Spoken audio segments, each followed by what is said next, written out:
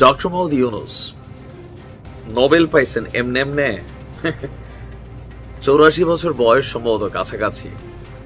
এই বয়সে আইসা ওনার চুলগুলা যে সাদা হয়েছে, নোবেল পাইছে 3-0 নিয়া, চিন্তা করে অনেক রাজনীতিবিদ ওনারে হালকা নেয়। যদিও বিষয়টা কয়েকদিন আগে আলোচনায় ছিল, কিন্তু ওইভাবে এটা নিয়ে বড় আলোচনা হয়নি। আজকে যখন তিনি জার্মানির একটা পত্রিকা আপনার স্পিগেল তাদের সাথে একটা সাক্ষাৎকারে ওই ঘটনাটা সামনে আসছেন, দেন বোঝা গেছে তিনি সঠিক এই কাজটা করবেনই। সংস্কার নিয়ে নানান কথা হচ্ছে, তো আমরাও কিন্তু সংস্কার চাই। এদেশে দেখেন অনেক সিস্টেম আছে যেগুলা সংস্কার করা জরুরি, তবে রাজনৈতিক নেতারা আবার সব সংস্কারের পক্ষে না। আবার ডক্টর মোহাম্মদ ইউনূসের সরকারও সংস্কার নাম দিয়ে যে সব একদম মানে অন্য কিছু হয়ে যাবে সেটাও না। সংস্কার নামে তারাও কালক্ষেপণ করছে, এনসিপি কে সুবিধা দিচ্ছে, বিএনপির অনেক নেতার দাবি। যাই হোক, এই সংস্কার ইস্যুটাতে যেগুলো খুবই গুরুত্বপূর্ণ, নিজেদের জন্য ফায়দাজনক, এগুলোতে অনেকেই রাজি হবে না। কারণ আমাদের যেই সংস্কার কমিশন তাদের রিপোর্ট আসছে, অনেকে মত দিছে, অনেকে দ্বিমত দিছে। তো ডক্টর মোহাম্মদ ইউনূস বলছেন যে আপনার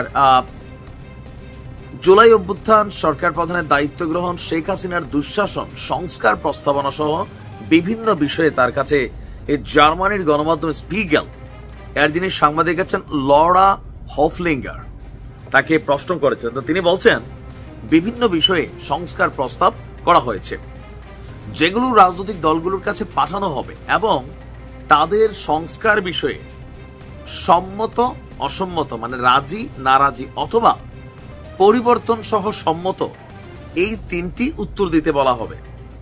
যে কথার কথা ভাত খাবা, হ্যাঁ না, বিরিয়ানি দিয়ে দিলে খাবো, এরকম টাইপের 3টা উত্তর থাকবে।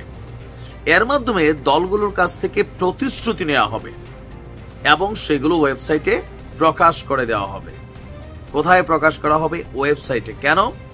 যেন সাধারণ মানুষ দেখতে পারেন এই যে সংস্কার কমিশন যা যা প্রস্তাবনা দিচ্ছে, যেগুলো রাজনৈতিক নেতারা নির্বাচনের আগে সরকারকে ওয়াদা দিয়ে আসতেছে যে হ্যাঁ আমরা এটা মানবো, এটা করবো, এটা করবো না, করলে এইভাবে করবো, ওইভাবে করবো না।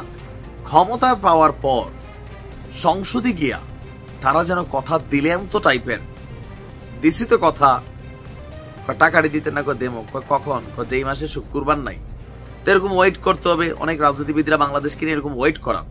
তো ডক্টর ইউনূসের এই যে কৌশল, এবার এটা তার নিজের হোক, উপদেষ্টাদের কাছ থেকে আসুক, বাট কঠিন একটা কৌশল তিনি অ্যাপ্লাই করছেন বহুত রাজনীতিবিদদের। শব্দটা শুনতে একটু অড ফিল হবে, বাট পুঙ্গি বাইজা যাবে। কেন? আপনি এখন যা ওয়াদা করবেন এটি ওয়েবসাইটে থাইকা যাবে, জাতি দেখবে। যখন পূরণ করবে না, সেই ওয়েবসাইটে থেকে মানুষ আইনে সামনে আনবে এই আপনি প্রতিশ্রুতি দিয়েছিলেন যে আমি খাবো অথবা আমি খাবো না, অথবা আপনি বিরিয়ানি দিয়ে দিলে খাবেন। তখন যদি লড়চড় করে এগুলা প্রকাশিত হয়ে যাবে, মানে বিতর্ক তৈরি করবে। এছাড়া তিনি বলছেন যে এটি জুলাই সনদ হিসাবেও স্বীকৃতি পাবে।